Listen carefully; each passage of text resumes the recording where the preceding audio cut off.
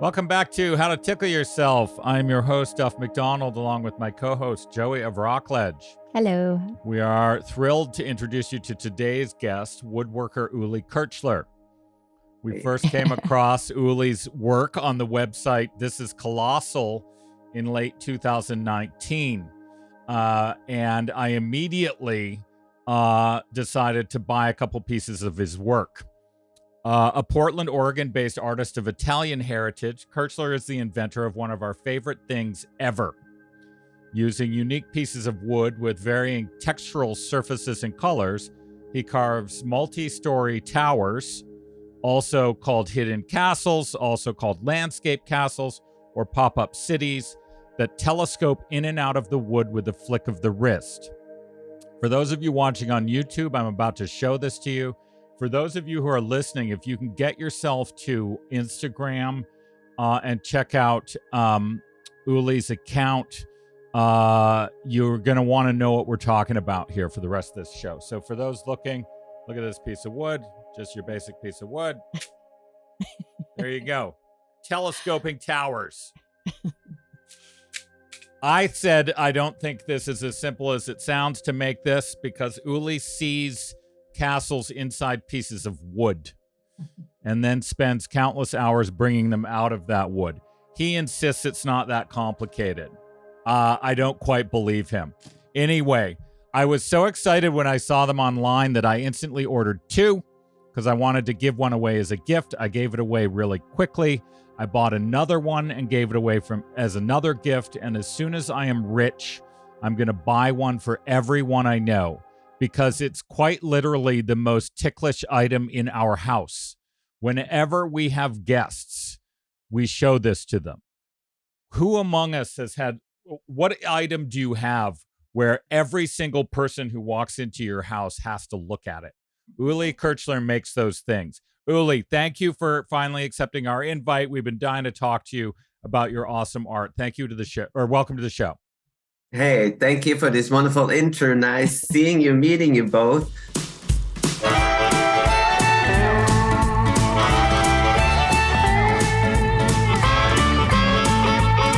At the present moment, traveling town to town, the mystery of the motion, right here, right now. Right here, right now. Whoa, right here, right now.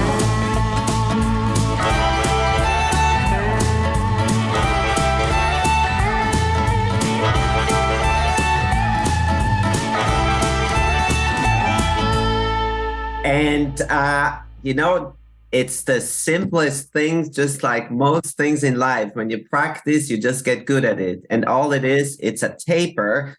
I take an interesting piece of wood. I can use anything pretty much, cut out with a scroll saw, one of the oldest, most basic tools, cut out a piece and then cut out the various sections on an angle. So pieces fall out on one side, get stuck on the other side. And I just practiced a lot and got good at something that, that has been around in various, ways, for, many, many hundreds of years. And like, for example, this one that we have here, this is a 5-tower piece. How long would this take you to make? I probably have, I would say 25 to 25 hours, I imagine. Here, I'm going to show you a piece. It's just very interesting. Maple burl piece. I have over 6 hours, in a piece like this. It's just the time and, cutting. And it's very, careful work, very exciting work, but that's what gives me the thrills, being out in the shop and making sure everything is right and perfect. And, time and life is perfect when I'm in the middle of a piece. So it's good anytime. But wait, before we get into that too much, I have to ask a very, very important question. Mm-hmm. You used to be in a one-man band and you traveled around Europe playing the guitar and drums and the harp. Is that right? Can you tell us how that happened? Yes. I grew up in the German-speaking part of Italy, Italian Alps, called South Tyrol. And growing up, I remember opening up my windows, my curtains in the morning and seeing the Dolomites. Beautiful. But to me, it always was a barrier. I was curious, what do people do on the other side? And I learned then they do the same thing as we did. But it felt to me, where I grew up was too small. Music was part of my life in high school. We had a band and everyone went to different towns, different countries in Europe for university. And I built myself a drum the first time I built something. And I put myself out on the streets of Europe and people started throwing money at me. Wonderful thing when you're young and all of a sudden the whole world was wide open to me. And that me on a 10-year journey between playing music and traveling, all over the world, and brought me to the United States as well. Did you play originals or covers? I played a lot of covers. What's your best one-man band song? There's a lot of Neil Young, a lot of Beatles. But I always feel like if Neil Young ever would stop by my booth as I'm doing an art show, I just would say, "Here, take this," There's a lot of, some, good money I made off your music as well. But yeah, a lot of cover songs. So drums, guitar, and harmonica. I didn't sing harmonica, was my voice. So, people should go check out the Instagram or his website because the pieces are of such a wide variety and the different pieces of wood are so beautiful. Let's start with what is that? Yeah, we're just mentioning music. They're so wow. Wow. They're so musical as well. Wow. Where do you get your wood? I get my wood from my surroundings. When I hear a chainsaw, I hop on the bicycle. I see what's being cut. If I drive somewhere and I see something being cut, I ask questions, communications. I remember living in Southern California and driving for 1,000 miles to find, beautiful burls, here to Oregon. Now folks stop at my front door. I often come home, there's a chunk of wood in my driveway or in front of my door because people know me now around here. And another thing that I really love is I have friends that are wood turners and they invite me to go through their burn pile after chainsawing. So I get to look at all the pieces there. To them, they're just, not part of their work, they're cutouts, and so I find treasures there. To me, that's so beautiful. And in the end, it's something that would be, probably burned or, just tossed, and I can harvest the most beautiful pieces out of it. So I can use anything. That's what I love about it. I could use a 2x4, do exactly the same. But if I have a nice piece of burl, the result is just, it's just different, Wow. So talking about burl, I love, that the natural edge. Look at this texture here. It's just amazing. And, we talk about exotic woods. Exotic woods are at my front door, they're right out there. They're everywhere. So it's, really what you do with it. What makes that happen? That sort of the jaggedy edge like that? Called it the burl is a natural growth on the side of a tree. It's benign, some people call it a tumor. But it's just like a wart. Wow. And, it really doesn't harm the tree in any way. Wow. And the beauty is it's very stable because wood has a grain. It expands and contracts. The grain in the burl is very crisscross everywhere. So that makes it, very stable. And this, often you see it in luxury cars and boats and, in a situation where there's heat and, a lot of different temperature. And do you have disasters? Like, will you be 90% of the way through something and then something will happen and then all the work is lost? Or disasters are beautiful. It took me a while to learn that. Now I really can be there and just take it and tell myself, okay, look at you, look what you did, now figure it out, solve it. And problem solving is the ultimate, it's the most beautiful challenge as an artist, regardless. And when I make mistakes, that's when the most often the very wonderful things happen. So there's only really a short moment of maybe being upset and what did I just do? But in the end, I know, okay, this is it. That's the time. That's the time when I repaired your castle, there was a little piece missing. I had to make up and glue it in. And you know what? I learned so much. It was a challenge, but I gained so much from it. So, it was good in so some way. listeners, Uli is talking about the fact that when I bought my first castle from him, as soon as I opened it, I was here by myself. I flicked it open in the kitchen and the thing flew out of my hands and I broke it probably within 25 seconds of opening it in the mail. And I'd been so looking forward to it. And he was so gracious enough to repair it for me. And which is just crazy to me because I looked at it. I was like, oh my God, all that money down the tubes, but it's still beautiful. Okay. So what led you to woodworking itself? How'd you end up as a wood artist? I remember turning 30. I was in Bangkok, Thailand. I was traveling, was in Bangkok that day and thinking, I'm so old right now, 30. It just hit me. What am I going to do with life? I really, I knew I wanted a family. I knew I wanted children. And decided to settle down and pursue that. When I first came to the States, I lived with my in-laws and started repairing. I always needed to do things. So I started repairing things, building things.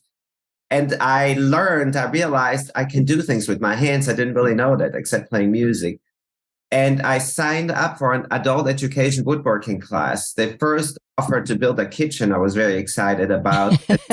As I realized I'm building a kitchen for somebody else. I really would like to have something on my own. And the instructor said, of course, do your own thing. And I started building a chest of drawers, which was my first piece of furniture that I built. Dovetails, joinery was my big interest then. It was published in a Taunton Press book called The Treasure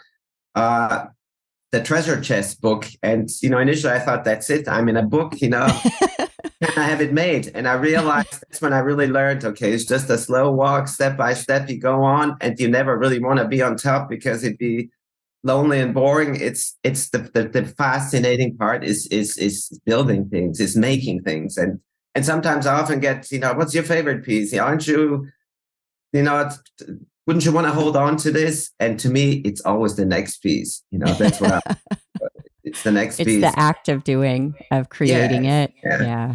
Yeah. Also, go ahead. Yeah. No, I don't know. I think a lot of, or some people, they have the vision, of seeing things. To me, it's working and then things just unfold and things happen. And that's where the mistakes are included, in that part, just because now I'm in a situation and, I'll make the best because it's exciting. It's always, you let it take you and you let it lead you. It doesn't necessarily, you don't have an end in mind when you're starting. Not always, obviously it develops in time, but, especially initially, like I just got to do things. I just got to make that cut, like do I cut this way or that, it's always the result is different, but then at one point you got to make decisions and go with the consequences and you never can mess up. That's the other thing. Wood is so forgiving, you always can cut and glue something. It's you just move on and and I guess with time comes some confidence that I feel like I learned some things. I've been doing I've been doing this now for 25 years, woodwork, and and just gain some knowledge that gives me the confidence. And so what is the whole process like, start to finish, when you're making one of the in my mind they're invisible cities because that's what we call them here. Yes. But what is like? Can you just walk us through what the process is? The process is that, sometimes, like I said, it starts with the sound of a chainsaw. I got to get somewhere and get myself a piece of wood. So then I'm here at home with a chainsaw. Generally, the piece is a certain size, cutting, smaller pieces. Interesting process because sometimes it's obvious. Other times, like I dance around these burls, like, how do I cut? How do I, get the most out of it? And the next step would be the bandsaw, where I, cut it into a smaller piece, to something that I can manage, my hands hold in my hand. And then the next step is the scroll saw, which is a fine blade that, I drill a hole, put this little blade in, and then I harvest a little piece. And then once I have the little sections, I cut out the smaller sections, as I showed you, they'll fall. They're so nice to play with. sometimes, I wish I plug them up. I put these little dowels on the bottom so pieces don't fall out.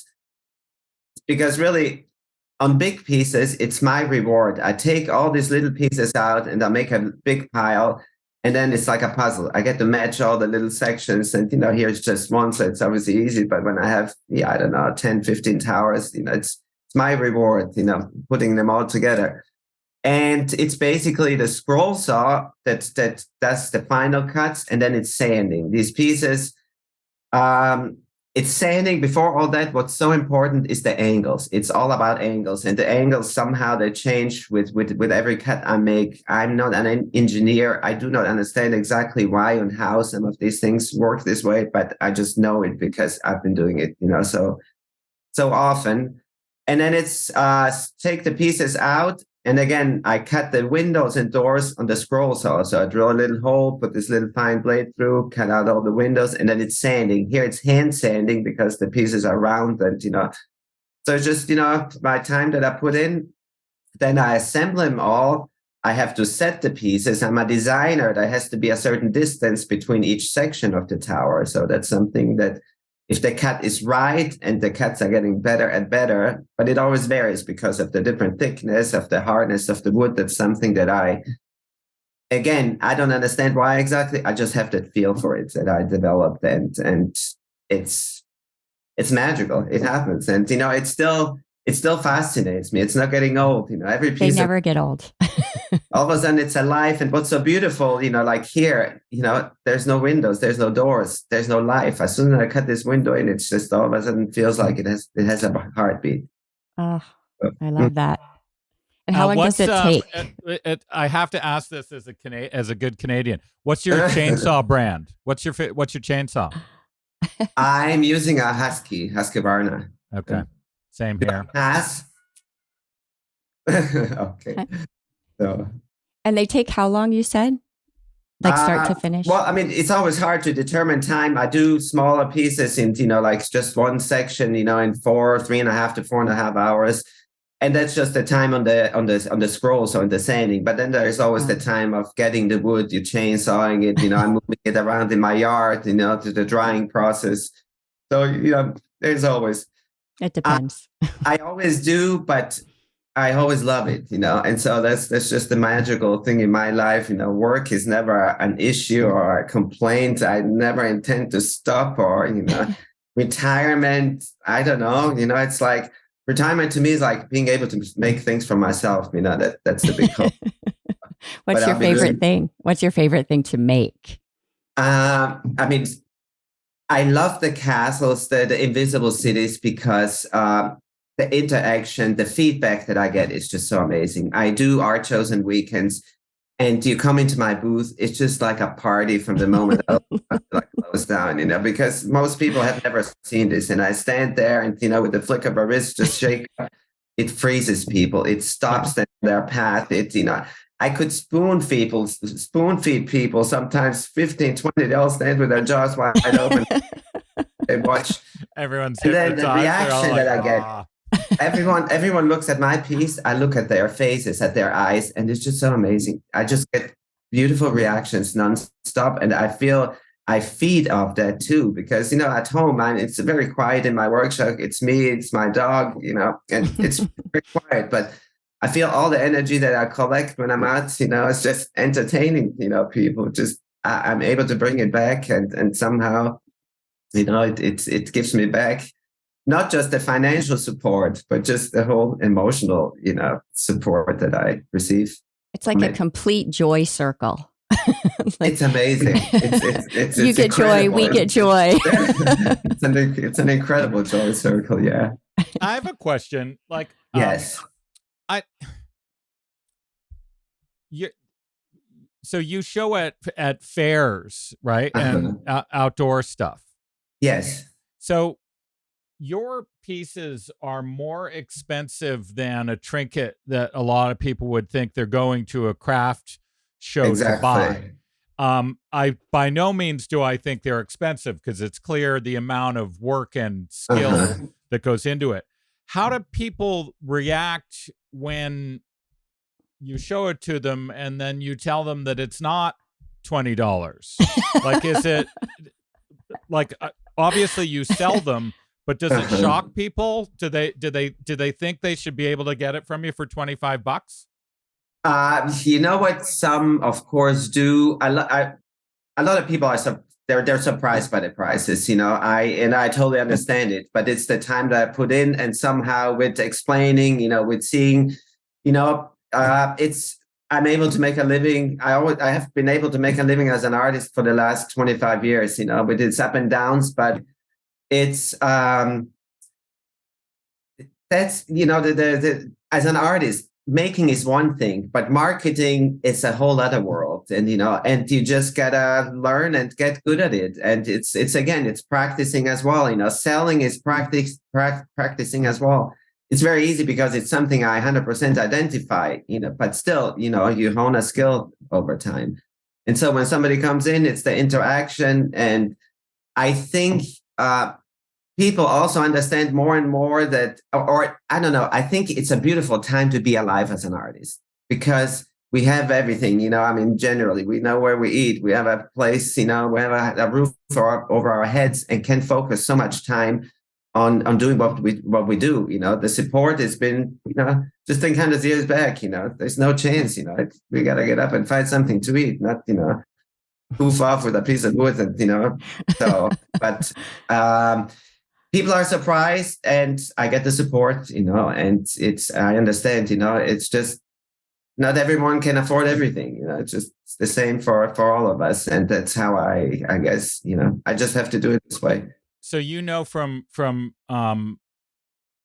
reading Tickled and also just listening to the program, quarantine was a great time for me.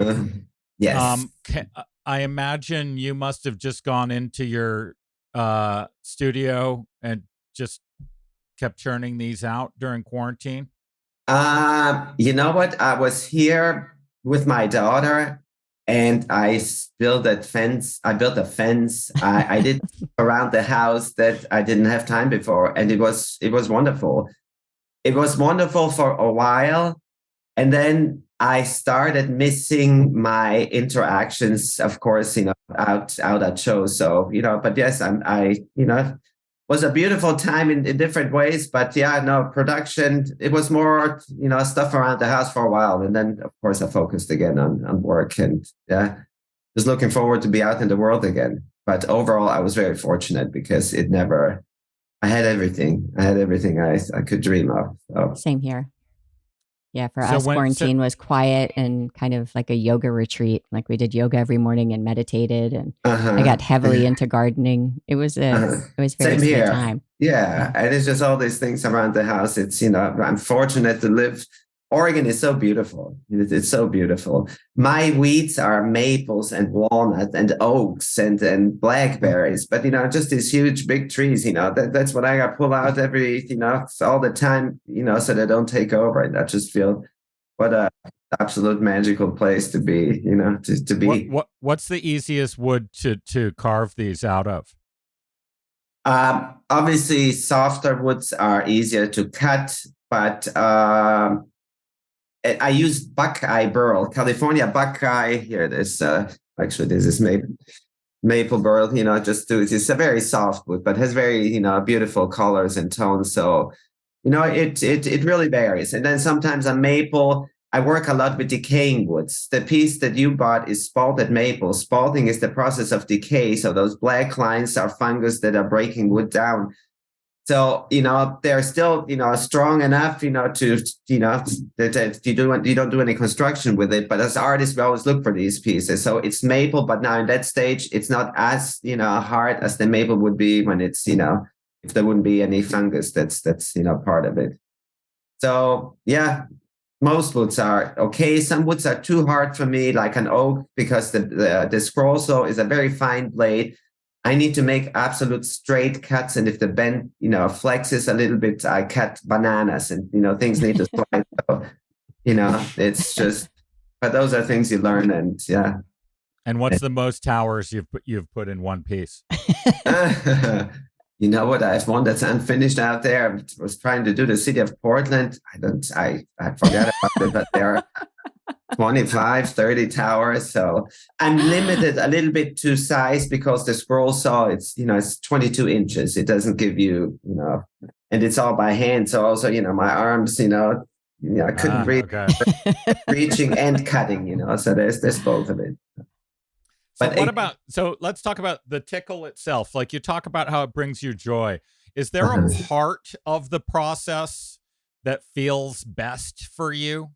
Like, what is the moment where you're like, I've got it again? You know what?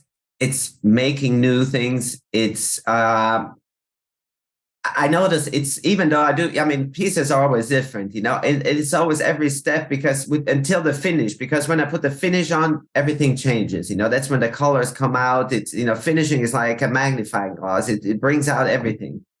And it's, the creative process, it's trying, it's failing. I don't know. It's just, I'm fortunate. I get up in the morning and of course there are things I have to do. I know I got to continue and finish, but so often I just go out in my shop and look around and says, okay, like what's next? Like who is, like tell me, call me, and it kind of works this way. All of a sudden, there's this piece that's been standing there for months, years. It speaks to me, and that's, and then the first cut, looking what the wood looks inside when you cut something. There's so many stories in each piece of wood, and it's the first seeing what's inside until the finishing. When you really bring it out.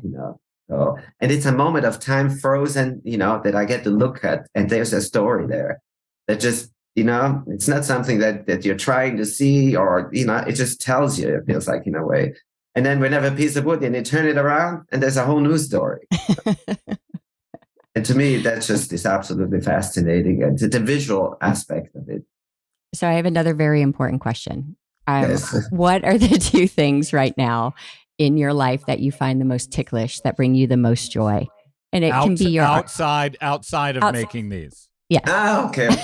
Well, my most joy is my lovely partner, that, she doesn't make anything with her hands, but she's so good in seeing things, in visualizing things, in designing, in moving. Like I feel like the house, like I get up in the morning, it can be a different house every day, And being able to have somebody to share, of course, that's a lot of it is my vision, but art is just always was part of her life too, and to have somebody to share this and dream together, that's just been, that's one of the wonderful things. And then the other thing is I'm fortunate. My kids are grown now; they're very independent, and I can just do more things for myself. And I'm really looking forward, like I spent, all these years raising children, and now I'm looking forward just to turn my place into like paradise and just do things for myself, and, just do, I don't know, twigs, branches. Branches are one of my favorite things. Wow. And, so this is just a sample. I still got to, finish it. I just brought it here. And, here's something else. And I just want to add, wow. to door frames in the house, to moldings. And, I just can see, that's my dream, right now, being able to finally, because everything I always make, I sell, because I needed to. And, that's just, it's my job, So that's, those are the two things. Wow. Amazing. I'm going to have to take a woodworking class, I think. and then just continuing, like seeing the potential in all this, there's no end in fun, that's I can have in life. And, and to me, that's just, the biggest miracle. I don't know where it comes from, but. Uli, do you like hot sauce? You know what, generally I'm not a big sauce guy, but I don't know. Our favorite hot sauce is from Portland. It's called Stinging Kombucha Hot Sauce. Okay. We buy it by the case. Okay, it's in Portland, so okay. I'll see. I'm going to send you a link. You and Carol, the maker of Stinging Kombucha Hot Sauce, are my two favorite people from Portland. Awesome. So I got to make sure I'm having open studios at my house where I open the house and, invite people from wherever they come from. Yes. So I got to make sure to invite Carol as well. Yeah, I'll connect you. And I have a pizza oven in my backyard, and making pizza is part of my, it's part of my thing, So I hope to have a big party with pizza, art, and lots of friendly faces. We'll be there. Yeah. Yes. Get it? How far is the drive? Yeah. You can do this, Joey. I've done it a few times with my art shows. You can do it. Listeners, Uli Kirchler makes some of the most beautiful art you will ever see in your life. His website is Uli Kirchler, UliKirchler.com, and on Instagram.com, Uli Kirchler, all one word, where you can find, you'll be able to see the stuff in motion. I cannot stress enough how thrilling it is just to touch his work. And also, just like you at the art fairs, the feeling that I get when I'm looking at the faces of the people that I show it to, it's like I get to be the artist because it's in my house. So I know what you're talking about. I love seeing their faces too. Instant happiness, I feel, I have for a moment, and and it's just what's so beautiful. Everything goes away in that moment when I see that people look at them. In that moment, there are no problems. There's nothing in the world that bothers them. There's just that little thing that pops out and the mystery. What just happened? So, and anybody can hold that key of happiness. So that's like this life itself. What just happened? What just happened? Thank you for the support. Yeah. Uli, you make us smile all the time, and you have for years. Thank you for all of it. Thank you for tickling us. And thank you for sharing your time today. Yeah. Awesome. Thank you. So nice being with you. Thank you very much for the opportunity. And hopefully I'll see you at the pizza party in October. Yes. All right. All right. All right. Take care, everybody. Bye.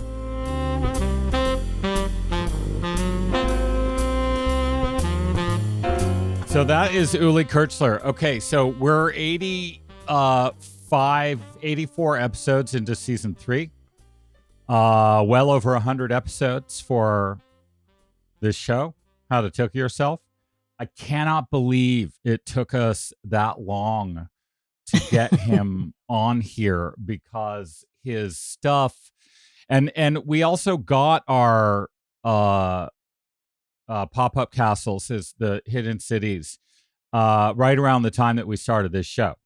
So he was tickling us from day one. So that was so great to finally talk to him, and also just to hear about the joy of an artist and pleasing people and exciting people and surprising them. It's all pretty awesome. Yeah, I love it. He said he just wants, it's just what he wants to do, right? He does it all the time. I feel that way about my garden. There's not enough time in the day. Would you garden at night if you could?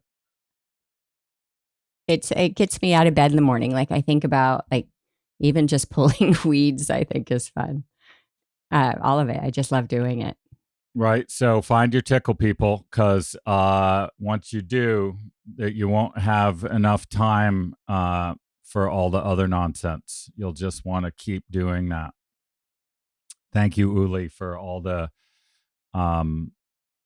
joy and surprise that you brought into our house, because people love this thing, and it's just great to watch. And people, check out his stuff on the web or Instagram. It's really crazy. It's really it's mind blowing what he does. All right, so I've got one for you. This is a classic. Okay. All right. I miss Matt already. He hasn't been here a few weeks. This one I'm sure would get 2 thumbs up from him. So I was reading this book, and a yoga book, and they were talking about the fact that if you engage in work for work's sake, right, and not with an eye to the fruit of your actions,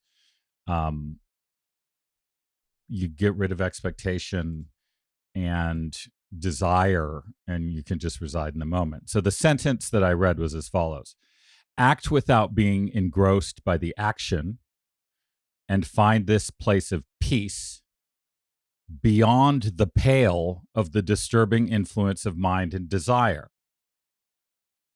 So, setting aside the point of the sentence, beyond the pale, I was like, what is that? Find this place of peace beyond the pale. Because as far as I knew, beyond the pale was sort of like, oh, that's totally out of bounds, right? Right. And I don't think I knew what that meant. I think you told me. Right. So I looked it up, and like the traditional like the modern definition is outside the standards of decency. Right. So if somebody comes to a party and is drunk and is obnoxious and saying things they shouldn't, their behavior was beyond the pale. Mm-hmm. Right. Right. But another historic meaning of pale, this is P-A-L-E, right? Right. Was a stake or a pointed piece of wood. Right. Now, Okay. this starts to get real interesting here. So when you are trying to kill Dracula and you want to stab him in the heart, you impale him. Right. Okay. So a paling fence, it's basically like a picket fence, right? But like pointed pieces of wood hammered into the ground. Right.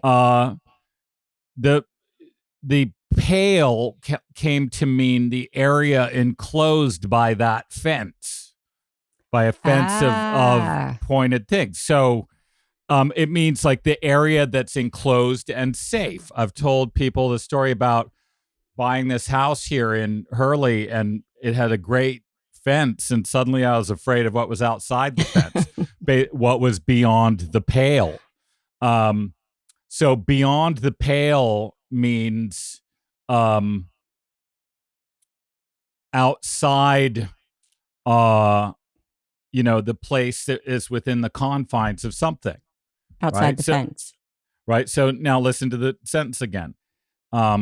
Act without being engrossed by the action, and find this place of peace beyond the pale of the disturbing influence of mind and desire.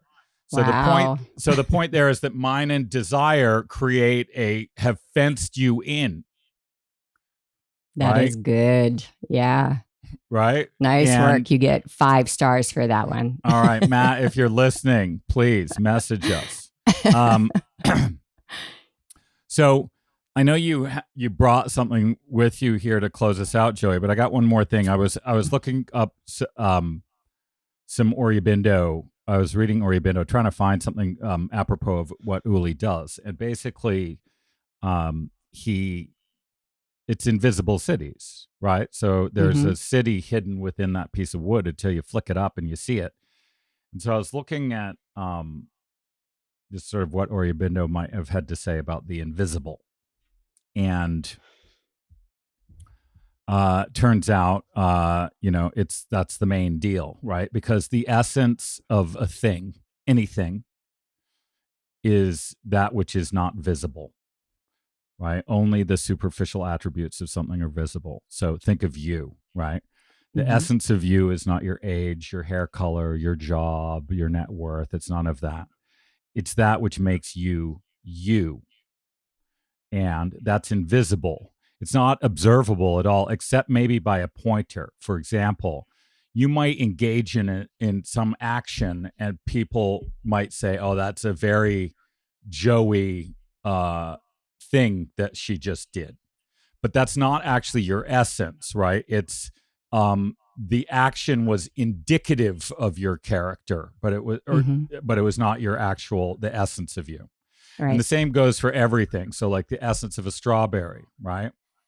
It's the flavor, yes, but it's also the texture. It's also the juiciness. It's also the color. It's all the things together, which like the strawberryness of it all. And the essence of it is not something that you can see. It's the full deal. Right. So Ori Bindo's talking about the fact that H.G. Wells, the sci-fi writer, once wrote a book called God, the Invisible King. And I was thinking, I was like, oh, right. Okay. Because the essence of you, right, is your soul. Mm-hmm. And the essence of your soul is the all soul, right? Which is God. So he's the essence of me and you and everything. So Uli Kirchler makes invisible cities, right? He brings his hidden castles out of a chunk of wood, right? So that shows us something beautiful about human ingenuity and creativity. But like, how does Uli find the castle that's hiding inside the piece of wood, right? How is it possible? And the answer is it's possible because of the invisible kingdom that's within everything, right? We talk to a lot of musicians, right? Think of guitarists like Scott Metzger. The song is inside the guitar. Right. The guitarist brings it out. And the song of you that lives inside you, that's the immortal part of you. You just have to know how to find it and get behind or below or whatever. And Sri Aurobindo is a great word for it. He calls it the visible crest and form of an invisible wave. That's what you are, the visible crest and form of an invisible wave.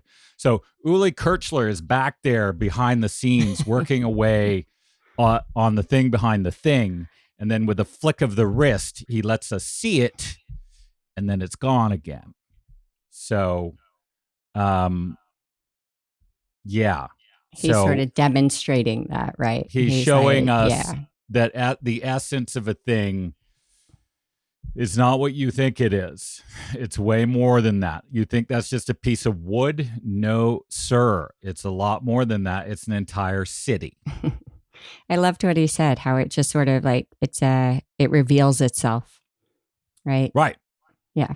So he's tapping into the essence.